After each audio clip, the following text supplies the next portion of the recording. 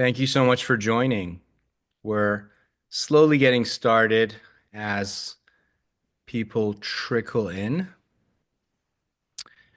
Thank you for joining us on this Friday noon or afternoon for the most of us. My name is Dr. Houman Farzin. I'm really happy to be here with you today. I'm the founder and chief medical officer of Mystic Health. We are an integrative mental health practice and beyond, now operating in Los Angeles. And I'm here with the newest member of our team, who I'm really excited to introduce.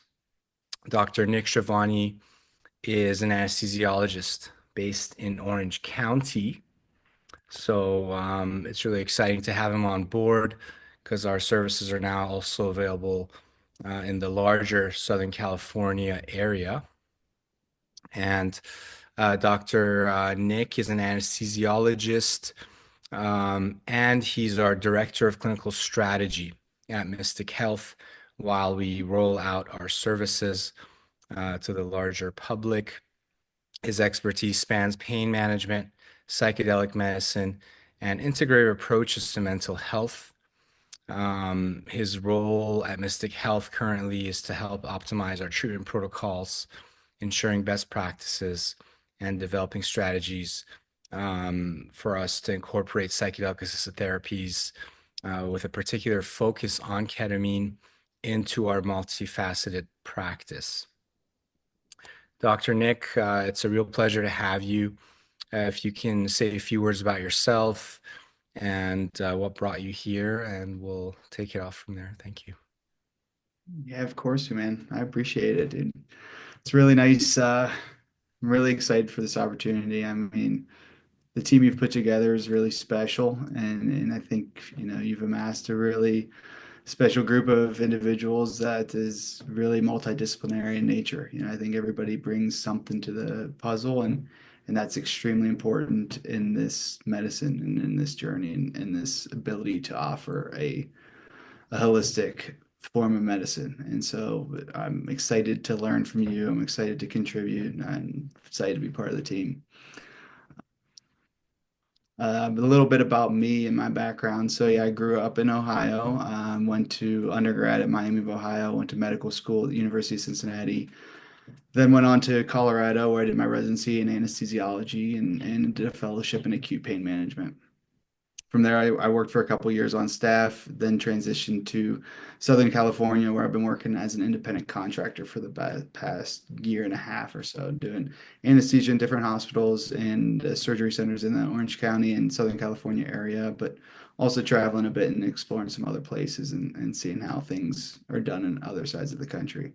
It's been really, really valuable, but it's also given me some time to really focus on my passions, my energy, and psychedelics and ketamine, and how we can incorporate that in a safe and effective manner. And I'm super excited, like I said, about this opportunity. So I think it's gonna be great.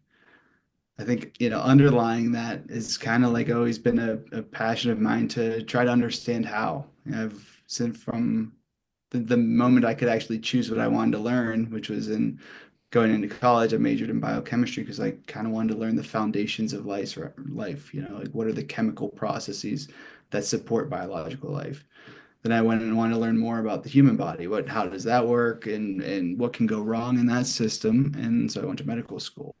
Then I wanted to learn a little bit more about consciousness, the brain, and how drugs interact with the brain, and how we can induce these amazing states that we can perform surgery and do, ungodly things to the human body and then wake them up like nothing happened. So it's fascinating path. Now learning more and dedicate my studies to psychedelics has been, it's that effect. The more you know, the less you know. It's like I really dive deep and you realize this stuff's complicated and it takes time and it takes energy. And you really got to be passionate about it to learn it and to understand it, to effectively apply it. So, Thank you. mhm. Yeah, thanks for that background. It's indeed really fascinating.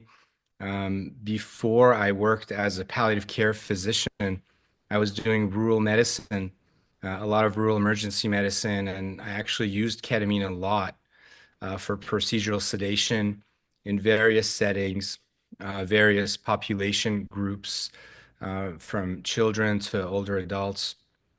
And it was really profound to see the power of this substance, and the fact that I think from my understanding in the anesthesia world, it's normally coupled with something like a benzodiazepine, or let's say something like propofol, in order to create a degree of amnesia, with the ketamine experience. But having used it at times without other agents, I would really notice the impact it had on people, which seem to have these profound experiences.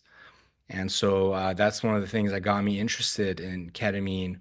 And years later, I started doing training, ketamine assisted therapy, and doing psychotherapy training. And then now applying it more in the psychedelic model, especially at the higher doses, which are still sort of sub-anesthetic, but psychedelic type doses. So I'm wondering what your experience has been as an anesthesiologist with ketamine, and perhaps how your training was as an anesthesiologist in terms of dealing with ketamine and its effects on the human psyche. Yeah, it's a great question, and you point to a lot of the benefits of ketamine and the value of ketamine in the anesthetic world, right? I mean, it's if you were to pull 10 anesthesiologists, what and you need to go to a resource poor environment and provide anesthesia, what would you pick? One drug. I mean, hopefully 10 out of 10 would pick ketamine. It is by far the most valuable tool in our toolbox. I mean, you can induce a general anesthetic without decreasing respiratory drive and maintaining pretty stable hemodynamics. I mean, that's a unicorn in the world of anesthesia. I mean, that doesn't really exist. Any other drug that we use is going to decrease respiratory drive, likely decrease your blood pressure. And for sicker patients, that's not, or in an uncontrolled environment, that's not where you want to be. So you using it in that setting, it makes total sense. And in that setting also makes sense to not really pair it up with something that could cause respiratory drive, because then you might get into a pickle that you're not really prepared to handle. In the operating room, we're prepared to handle those types of things, right? So we can use other combinations of medicines because we haven't had the proper preparation for patients to experience a ketamine journey, right? I mean, somebody goes in for a surgery, unless it's a pure emergency, you likely are going to give them something in addition to ketamine. Sometimes we'll do just ketamine because it is, if it's in a big trauma scenario and they're not really hemodynamically stable enough to take something else, we can just do ketamine. But typically you could handle a little bit of Versed or something too, because you don't want them to have this experience without proper preparation, without proper guidance, and without proper follow-up, right? Because that can be a pretty traumatic experience without being able to understand why or how you had this experience.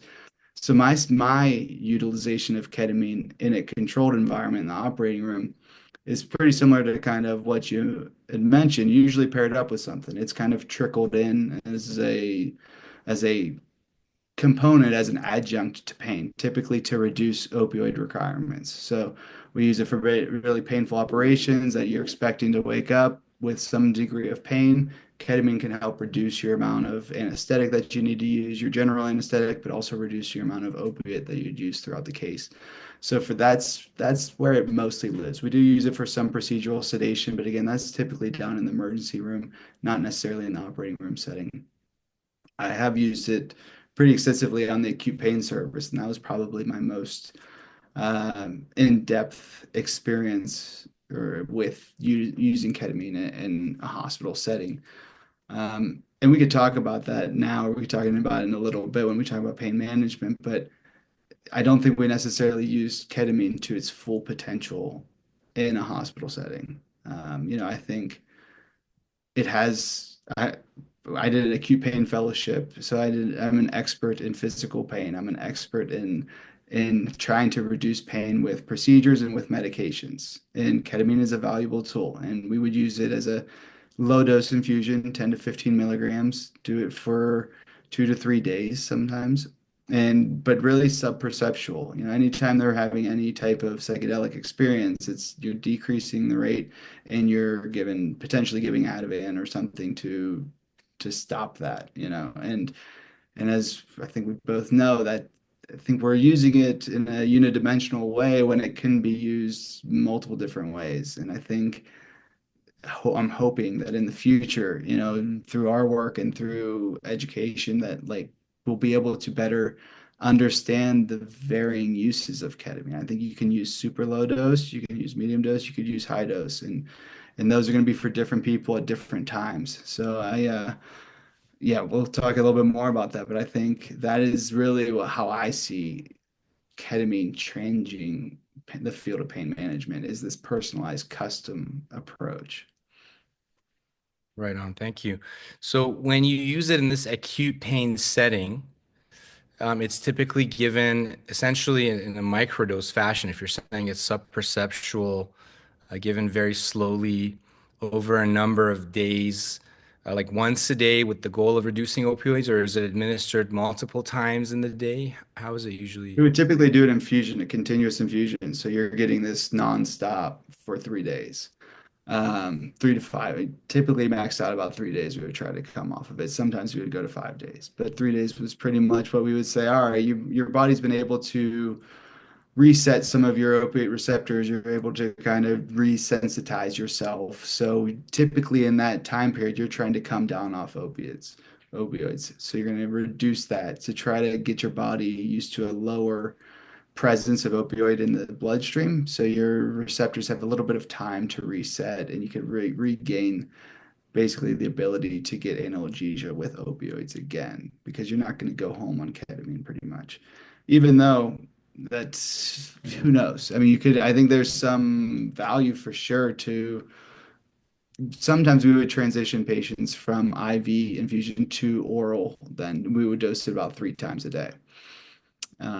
So we do in the oral bioavailability is about 20%. So we do low dose. Again, it's pretty sub-perceptual. You do max maybe 50 milligrams 3 times a day. So that's about 10 milligrams IV, but it's going to be slowly absorbed. So you don't, it'll be sub-perceptual. And that's every 6 to 8 hours, 3 to 4 times a day. We'll Okay. go into again the pain management side of things, but the mechanism of that is opioid. Some mechanism of it is actually agonism on the opioid receptors. And one of the metabolites of ketamine is hydroxynorketamine, and that is specifically binds the kappa and mu opioid receptors. So that'll give you some analgesia for 2 to 3 hours, so maybe a little bit longer. So there's some utility in a steady stream of ketamine, a steady flow in your bloodstream. I see. So the typical infusion would be 10 to 15 milligrams an hour over the course of days. Is that correct? Mhm. And in that setting, if you switch to oral ketamine, would you be using the same injectable solution, essentially orally Yeah, ingested? just like in a capsule. We would just have pharmacy compounded and put it in the capsule and then Okay, so give. it's a But compounded. it's the same, yeah, it's the same method. They would draw it up in the pharmacy and put it in a capsule. Right, right. And this was always inpatient, right? You would never send patients home with any ketamine like that. No, correct. Yeah. And so that's very interesting. And that's one of the things that we're seeing more now is ketamine being offered at home.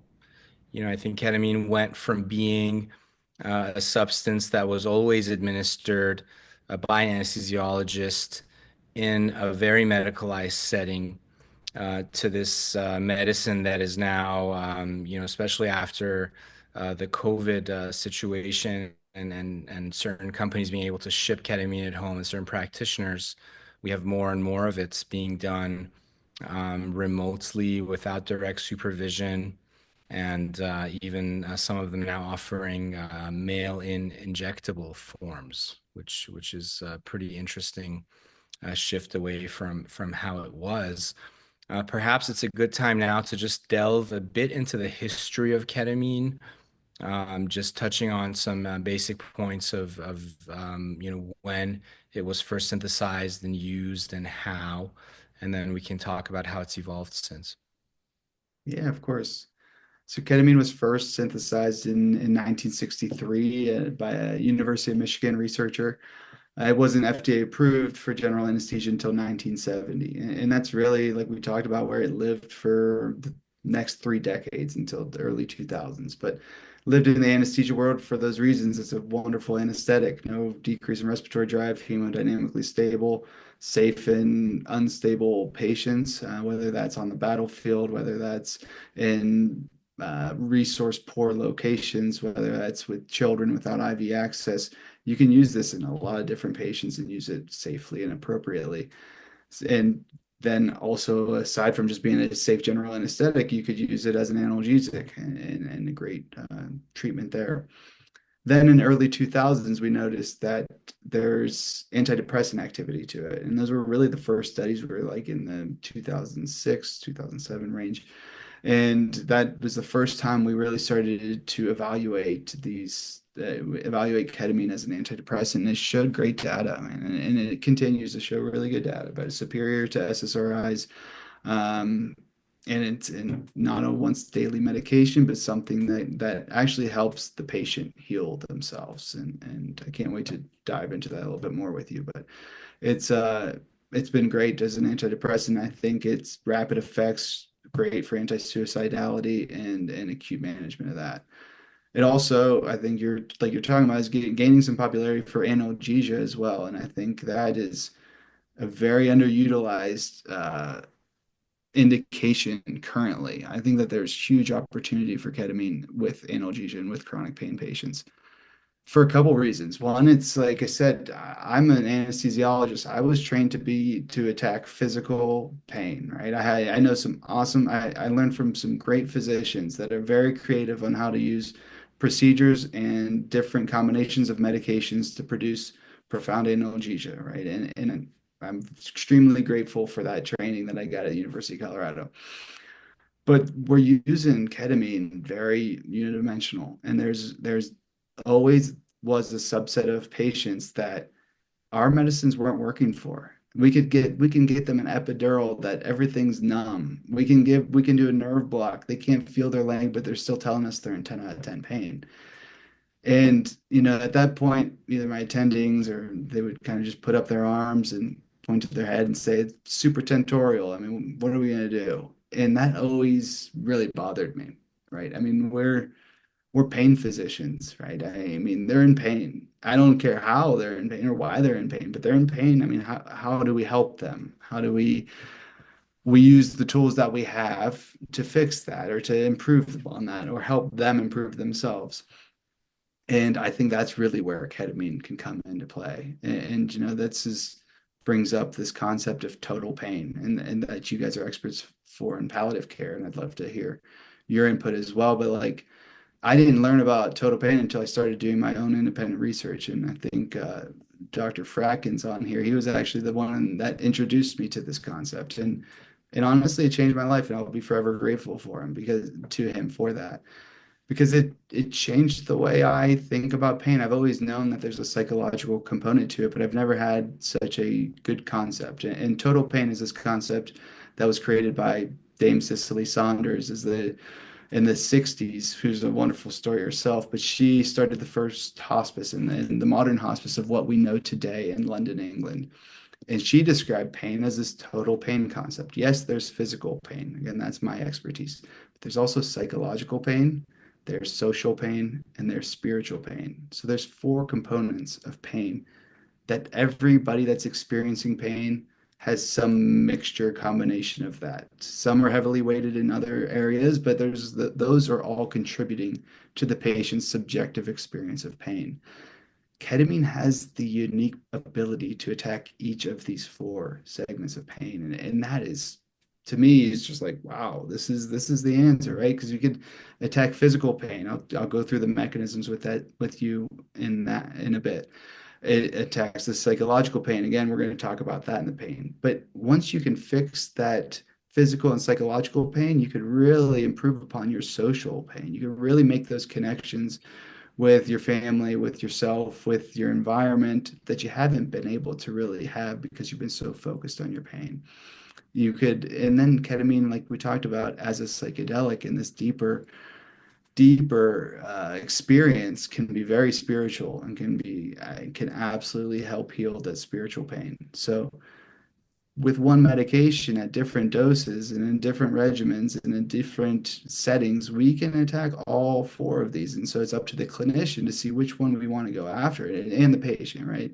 Working as a team, talking to the patient, trying to working with their therapist, seeing as a team, how do we each play a role in healing this patient? You know, is it the anesthesiologist is going to figure out the dose of the regimen while the psychiatrist is going to help figure out what is really bothering the patient, working with the patient, and all together we come up with a plan to attack the total pain. And I think that is a very huge opportunity for utilizing ketamine in this space.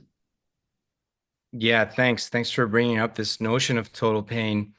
That's one of the terms that I like to use in our approach at Mystic Health, that we offer total pain medicine. And you're right that Cicely Saunders is the first person who spelled it out like that. And she's the one who inspired Balfour Mount, who was a urologic surgeon at McGill, spending time with her, coming back to Montreal, and then coining the term palliative care and essentially applying these concepts of hospice care and end of life care earlier in the course of illness. And that's one of the things I pride myself on as a palliative care physician, is that we have a very humanistic outlook on patients' pain and suffering. And this notion of saying, let's say it's all in your head. It doesn't matter if it's in your head, if it's causing pain, if it's causing suffering, it should be addressed. And I think ketamine, like you said, is an extremely valuable tool that can be used to offer sort of a full spectrum biopsychosocial spiritual type of care that many patients need, especially ones dealing with serious illness. And this is something I see a lot in my practice with advanced cancer patients who are dealing with pain. And many of them come in with a fear of addiction to opioids, even. We don't even have to talk about ketamine, but just opioids. And so they're sitting there suffering daily because they see how the opioid crisis has impacted society. And one of the things that I tell them is that, the pain that you have is sort of not the same context. One of the ways I view the opioid crisis is that people are trying to numb pain that is not necessarily physical pain. It's more of a psycho, social, spiritual type pain that's being alleviated by these opioids, and that's what results in that cycle of addiction and ultimately, so much suffering and death. And so I think it's really an amazing opportunity for us practicing with ketamine in this holistic way to address that. You mentioned the mechanism of action of ketamine.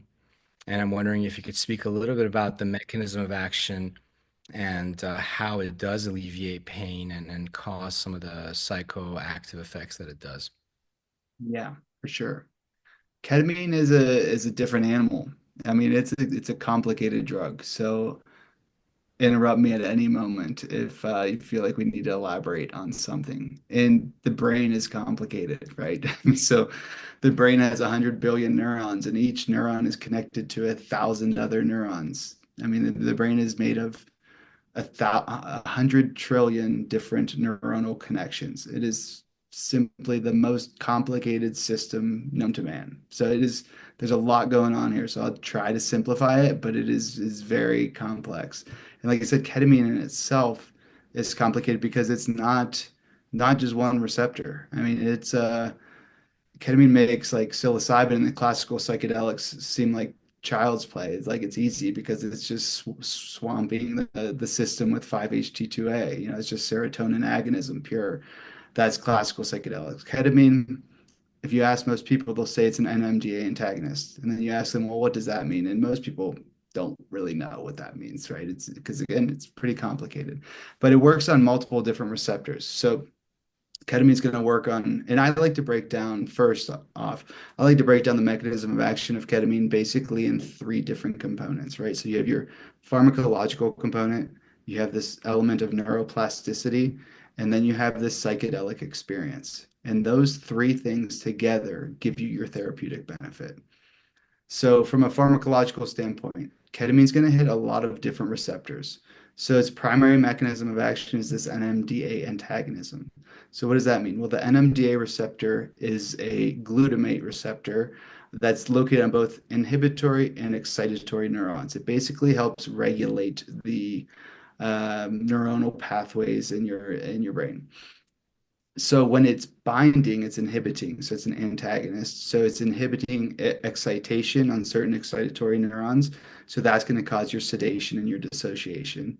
But then when it's activating your inhibitory neurons, that is going to cause rapid firing. So rather than do, it's going do, and things are going fast and things are firing fast. And that is the key to neuroplasticity, is this NMDA antagonism on inhibitory neurons. So when you get this rapid firing, that's basically telling the brain, we need to recruit resources here, right? Like these neurons are active. We need to all hands on deck. Let's get up here and let's strengthen this neuron and let's strengthen this pathway. It's kind of like building muscle. Like when you're overusing things, then the body knows that it needs to strengthen certain pathways. So that's the NMDA receptor. The other receptor I want to talk about is the opioid receptor and how ketamine is a pure agonist on both mu and kappa opioid receptors. So that is going to cause obviously analgesia, and like we talked about a little bit earlier, it also causes a little bit prolonged because your psychoactive effects of IV ketamine, your distribution of that plasma ketamine is going to be gone in about 15 minutes. So the psychoactive components are gone in 15 minutes. But this active metabolite, HNK or hydroxynorketamine, is available in the bloodstream for 2 to 3 hours. So you have a little bit prolonged analgesia through that. The opioid receptor is also involved in its antidepressant activity. Kind of just like you mentioned, people feel good on opioids, right? They're trying to escape something. There is an instant antidepressant type activity. There was one study that compared just ketamine, patients that received just ketamine versus patients that received ketamine plus naltrexone. So naltrexone is an oral opioid antagonist, so it's blocking all of the opioid receptors. The patients that received ketamine plus naltrexone did not have any antidepressant effects. They still had the dissociation, like because the NMDA antagonism, they still had the psychedelic experience, but they didn't have any antidepressant effects, at least immediately. And so that's showing us that the opioid receptor is at least tied to that immediate antidepressant effect. Um, Back up to the NMDA receptor, because I missed something. I wanted to talk about how, so it is a dissociative anesthetic, but it also helps um, with that neuroplasticity. Um, we'll get back to that a little bit later. So the NMDA antagonists and the opioid receptors are really the two biggest receptor systems that we're working with ketamine. But that's not to mean that's everything. It definitely affects your serotonin levels, definitely has effects on your dopaminergic levels, definitely affects your adrenergic system with catecholamine surges. It definitely affects and has anti-inflammatory process properties. It has effects on sodium channels, calcium channels, potassium channels. So there's a complicated network of things going on, but those two pathways and two receptors I really wanted to highlight. Right. Thank you. And my Mhm. understanding is that downstream there's this upregulation of glutamate, glutaminergic systems, and that's more of like an excitatory sort of pathway. So ultimately, there is this activation taking place in the brain downstream from the NMDA antagonism that is partially attributed to sort of the efficacy and the effects of ketamine. Yeah, the NMDA receptor, I don't know if I mentioned, but it is a receptor for glutamate. Yeah, so glutamate is the one that's attaching to the NMDA receptor. So when it's blocked by ketamine, then it's not doing its activity, which is typically excitatory unless it's hitting that inhibitory neuron. I see.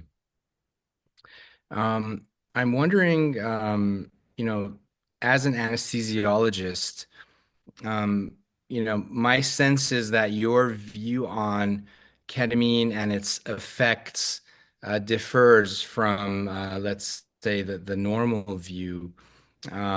It seems that from a standard approach to ketamine, you would want to suppress any sort of psychoactive effect.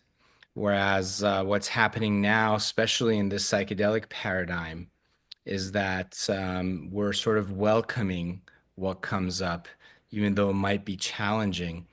So I'm wondering if you've had that experience, like if in your training, you've had any sort of approach that's been, passed down as standard of care, and if you've had sort of a transition to how you see things now, or have you always had this outlook?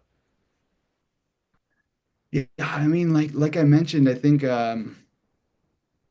Western medicine providers and anesthesiologists in particular are really scared of this psychedelic experience. It's an uncomfortable setting for them. They don't really want to explore that. You know, they don't really understand it, and I think that this is a problem with the whole movement of psychedelic medicine is that physicians as a whole don't really understand the spiritual component of it. They don't really get it too well, and that scares them. And when physicians don't understand something, they just kind of say, hands off. Like, I'm going to stick to what I know. That's not really my wheelhouse. You can try it if you want. And then the conversation kind of stops, right? And then the patients don't seek the help that they could benefit from.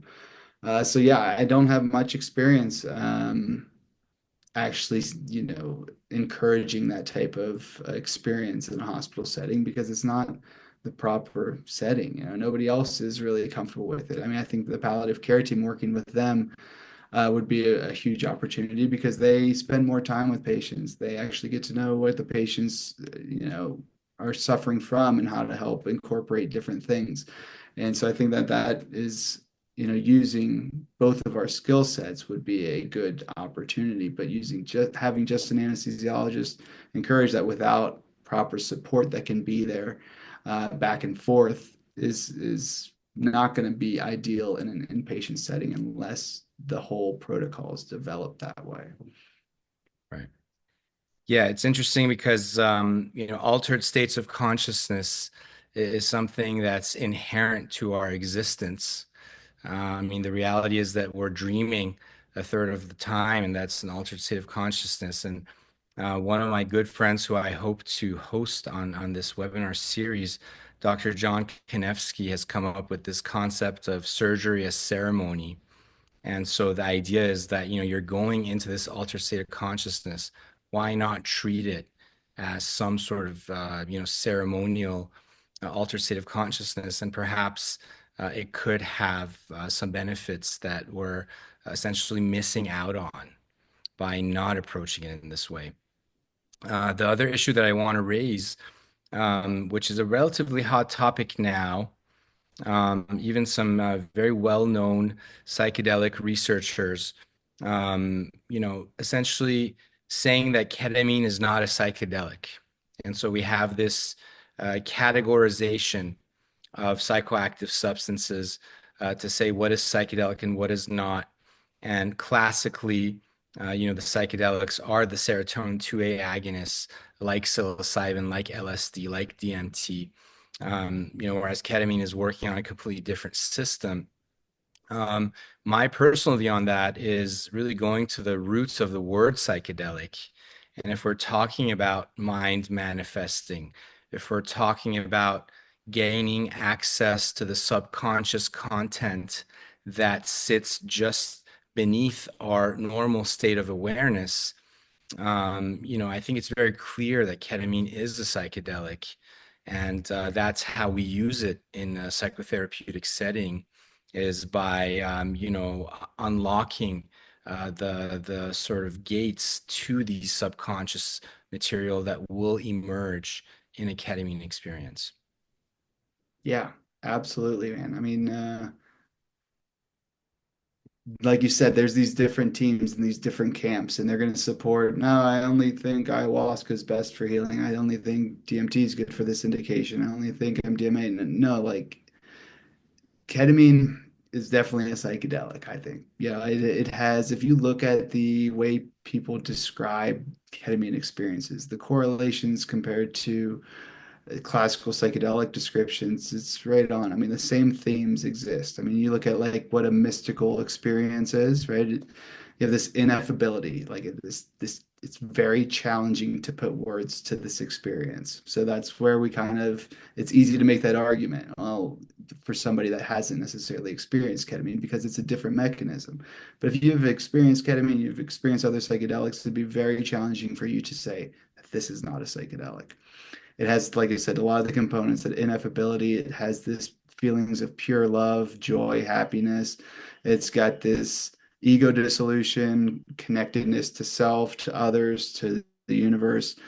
It's got these interactions with the divine and religious, spiritual components. I mean, there's definitely very, very strong similarities. And so, sure, the mechanism of action is different, but absolutely the experience is very, very similar.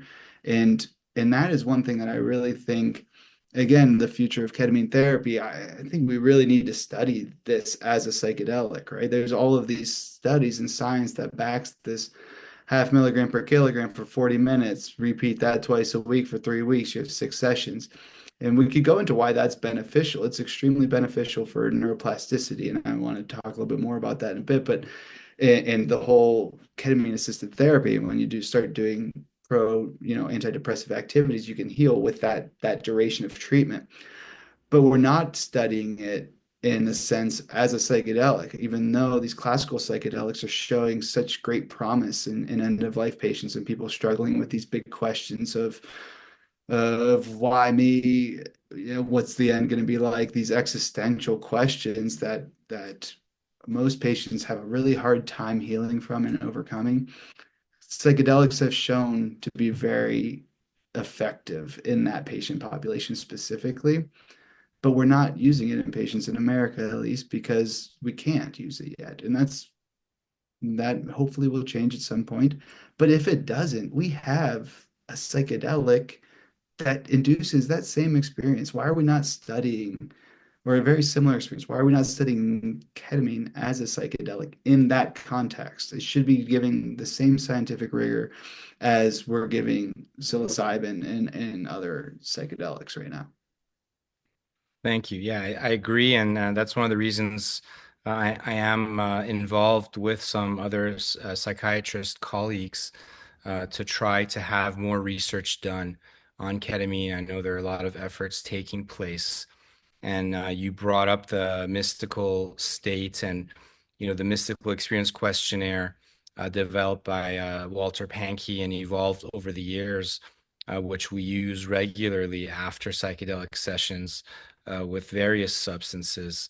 You're right that ketamine does induce significant mystical experiences, and more and more studies are confirming that it's the mystical experience that is actually correlated with the most positive outcome. And I've heard this even from colleagues that have sort of been in the anti-mystical camp to some extent, saying that we shouldn't bring sort of that mystical evangelical type of spiritual approach into medicine. As we know, the mystic health, we have it sort of embedded in our core, but more and more studies are confirming that that mystical experience is key to success. Well, and I Uh, think that that's one benefit of ketamine versus the other classical psychedelics is this medicalized procedure, right? We can pretty consistently and safely get patients to where they need to be from a psychological standpoint. We could induce this non-ordinary state of consciousness reliably and effectively. We can get them as deep as we need to get them. Like you said, the therapeutic potential is tied to the depth of that experience on many occasions. So, when you're taking these other substances, it's usually an unknown amount, and you kind of just trust the process. And there's totally value in that. I'm not saying like that isn't valuable and that doesn't work for a lot of patients, but I think there's a lot of patients that are not seeking the care that they need because they're concerned about that unknown, right? They're not going to go, they're not one physically fit, or they're not interested in going into the jungle and taking ayahuasca with a shaman. That's just not for them. It helps a lot of patients, but just because that doesn't apply to them and they don't want to do that doesn't mean that they can't benefit from a psychedelic experience in a controlled setting, in a controlled manner that we can effectively and safely provide you pretty reliably. Yeah, thank you for bringing that up. That's certainly my approach. I'm actually involved in psychedelic psychotherapist training. And the way I frame the experience of the patient is very much patient-centered. So some patients are really into the more psychedelic sort of oriented outlook, and some people prefer it medical. And I think wherever anyone sits on that spectrum, we should respect that, and we can facilitate healing experiences regardless of how it's done, as long as we're respecting set and setting and developing the right sort of therapeutic alliance by maintaining awareness of our responsibility in that power dynamic when patients are in these vulnerable states. And I think that's one of the reasons traditionally patients are sort of sedated in addition to the ketamine alone is because someone dealing with a profound experience it takes a lot of skill to manage.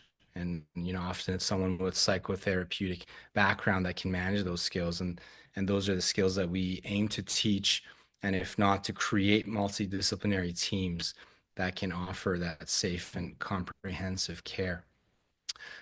Someone is asking in the chat in terms of ketamine being used for suicidal ideation in the acute care setting. And I want to say, in that sense, it's not standard practice, but it's really physician dependent and center dependent. Like a lot of physicians that know the literature can just do the standard zero point 0.5 milligram per kilogram IV infusion over 40 minutes. I see it done a lot in various emergency rooms. Some hospitals like ours, we actually have protocols for that. But what's your experience been? Is that something, and especially because you're going around the country, do you see that being used for acute suicidality? To be honest, I don't have much experience with it. I mean, I know the data supports it and the mechanism supports acutely feeling better.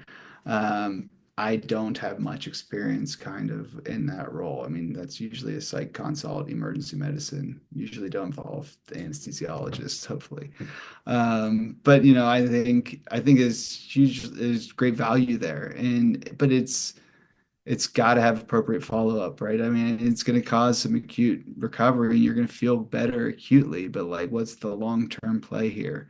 And I think we could probably talk about it now, this effect of the importance of ketamine-assisted therapy and neuroplasticity, because your brain is set up for this unique recovery, right? Like, so you're feeling better from those acute pharmacological actions. You're having this immediately sense of, all right, I feel better, my pain's better. I feel like I could actually do something positive, right? And your brain is set up for strengthening connections, right? This neuroplasticity through the NMDA receptor, like we talked about earlier. If you're inhibiting the inhibition, and these things are rapid firing, and it's recruiting, it's calling on all hands on deck to strengthen pathways. It's increasing your BDNF, which is your brain derived neurotrophic factor, which has been described as a fertilizer for the brain, even though that's a really layman's term for it, but it gets the point across, right? I mean, this thing is just promoting synaptogenesis, it's promoting neurogenesis, neural connections. So your brain's in this really unique state after ketamine, and that lasts for a couple of days to a week, but it's not necessarily feeling better during that. You have to do the things that make you feel better, right? You have to do the antidepressive behaviors rather than the pro-depressive behaviors. You have to exercise, eat well, do your therapy, do your mindfulness, practice all of these things because you finally actually have the energy to feel better. You finally actually can see yourself doing these things. And that's why that having that therapist near you to hold you accountable, to get you to really kind of work on these processes throughout your therapy while you're in this unique state. That's how you get cured of your depression, right? It's not the ketamine is the miracle drug. Ketamine didn't cure your depression. The patient cured their depression, right? We're empowering the patient to take care of themselves. So for acute suicidality, yeah, it'll help for a couple hours. They'll get out of that feeling, but like, what is the long-term play here? So that would be my only concern with it in that indication is just making sure that they have the proper follow-up because then there's in a couple of days can be right back to where they were. I don't think that it's this magic silver bullet that all right, now you're never going to be suicidal again because you had one treatment of ketamine in the emergency department. Like, no, you have to use that to now start to live well, right? Because better living through chemistry still requires better living, right? You still need to do these things that improve your life to improve your life because medicine's not going to do it. Thank you. Yeah, that's right on because we see that over and over. Most of the work takes place in the integration phase. So as most people here probably know, there's preparation, there's a medicine journey, and there's integration. And that's where the work actually takes place. Usually, this altered state experience reveals what work needs to be done, and then you actually have to do the work. And we also have this emphasis on using the after effects, this neuroplastic window, of let's say days to weeks after an experience to ultimately make the change. We try to sort of prime it in the preparation and then hopefully fulfill it in the integration. And the sort of research shows that the longer acting the substance, the more this window stays open, including Goldolan's work with basically these the windows of blanking out on it now, the critical periods. The Yeah. critical periods opening, well, this is rodent based studies, but it makes a lot of sense that you're opening these critical periods of learning just as if you were a child. And so you're able to teach an old dog new tricks. You can really make the change, but it requires work, it requires support. And patients who are doing a lot worse will need more support to go through this. And again, the role of the multidisciplinary team, I think, is critical in that. Yeah, totally. And I think it's probably not talked about enough the risks of ketamine therapy without the therapy or ketamine without the therapy, right? I mean, because you're putting your brain in this unique state that it's going to strengthen pathways. If you go back to doing negative behaviors and doing things that are bad for you, I mean, you could reinforce those pathways. So the brain is in a unique state and you need to use that state for benefit and not for harm because it can go both ways. I think that is, again, none of the studies or very few studies are actually looking at ketamine without therapy versus ketamine with therapy and seeing maybe there actually might be worse outcomes at some point in some patients, not statistically significant or not reproducibly, but definitely it has possible to make things worse, right? For sure. Yeah, I think one of the things that people may not appreciate sometimes is, by lowering your defenses, through this psychedelic experience, you could actually be more vulnerable to harm. And so, if the environment in which you live or work is unsafe, if it's violent, going back to that environment when you're in this open state, Yeah. you can actually experience significant harm rather than benefit. So that is Yeah. important. Someone is asking about rapamycin in terms of using it to extend the effectiveness of ketamine or other compounds like that. And Nick, I know you brought up magnesium actually recently. Do you have any experience with that, or do you want to talk about magnesium or any other sort of compounds that we pair with ketamine to enhance the benefit? Yeah, rapamycin, I don't have much information as far as utilizing that. I mean, I definitely know that that route and that is involved in neuroplasticity, similar pathways that ketamine's affecting. So it's possible for sure. I mean, mechanistically, it kind of makes sense, but I don't know if any anecdotal or any science that backs it. But that doesn't mean it doesn't work for sure. Utilizing magnesium, at least in the anesthesia world, definitely has shown a reduction in opioid requirements, and that's synergistically. So ketamine alone versus ketamine plus magnesium is going to have a synergistic effect on your analgesia postoperatively. Again, I haven't really seen much in this space. It's definitely something that I want to incorporate and consider because the risk or the harms is very, very minimal. And we definitely know it affects mood and energy levels and sleep. So I think it could totally help in this setting. Um, yeah, that's pretty much. Thank you. Mhm. Um, I remember there was a psychiatrist in Australia a few years back that was using, I believe it was baclofen, which is a muscle relaxant. He had a practice combining ketamine with baclofen, I believe, and he was getting remarkable results. Uh, I haven't heard from him in a while, so I don't know where that's gone. But there are certainly things out there that can be used. Someone was asking about L-threonate or magnesium glycine or L-threonate. I guess in general, is oral magnesium also effective, or does it have to be intravenous? I think there's no science to support it, but I would think that you can get it orally as well. I mean, definitely bioavailability there. I think with just as an anesthesiologist, we always have IV access, so we're always giving it IV because you're getting 100% of it, and you don't have to worry about absorption or what the dose is. But it's similar. It's going to have the same mechanistic. So that's why I see definitely value, and even in maintaining that, after the treatment, not just one time during the session, but maybe during this whole treatment window and this whole ketamine assisted therapy session, trying to maintain a little NMDA antagonism because really that's the NMDA antagonism is the source of the changes in the learning potential and the cognition, right? And this neuroplasticity. Like if you look at there's other NMDA antagonists out there, right? Memantine for Alzheimer's and for dementia is an NMDA antagonist, but it doesn't affect your mood or your pain. So that's what's showing you that NMDA might not really be an antidepressant.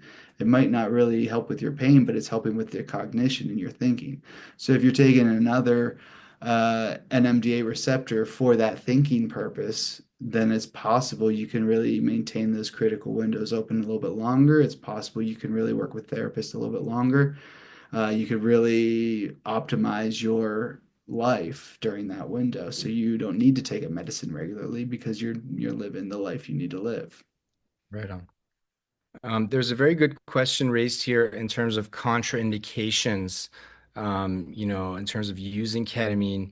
My personal view is that it's really dependent on the level of care provided, on the goals of care, and that's one of the reasons I really wanted to have an anesthesiologist on the team, and I'm happy to have you now, because certain patients with medical comorbidities will require a higher level of care, and so how do you see this contraindication question answered? Yeah, it's tough. Like you said, I mean, everybody's got different skill sets. I think it's ultimately going to be down to the physician in care, right? And what are they comfortable with? I mean, it's always, if you're uncomfortable with it, don't do it. That's a contraindication.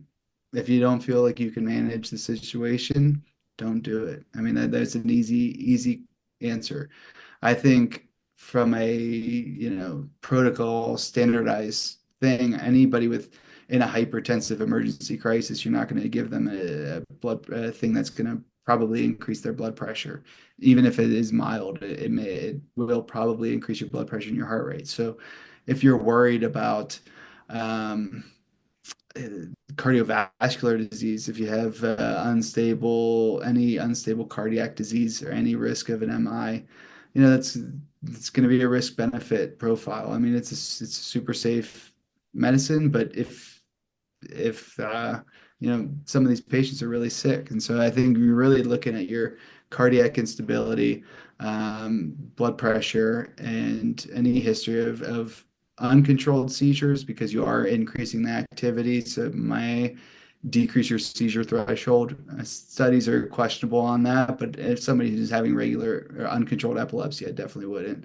Anybody with really high ICP or a recent stroke within 3 months, I wouldn't just for the risk of rebleeding.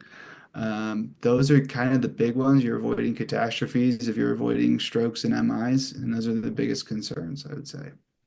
Thank you. Mhm. I would say that in our practice, even though there's some, fairly good evidence that exists and more that's emerging on the potential of ketamine used in substance use disorder, especially alcohol use disorder, let's say, in our practice, we don't really utilize it in that sense. And so for us, it's a bit of a contraindication if someone has issues with substance use disorder but like you said, it's really dependent on the skill set of the team, and I hope that's something that we can incorporate in the future. We're coming up to the end of the hour. I think we may go a few minutes over, but I just want you to talk about your experience with palliative care because I know that's one of the reasons we connected. Perhaps just talking about what you've seen in terms of the care provided in advanced illness, in the end of life, and how you can see, the care that we want to provide changing that.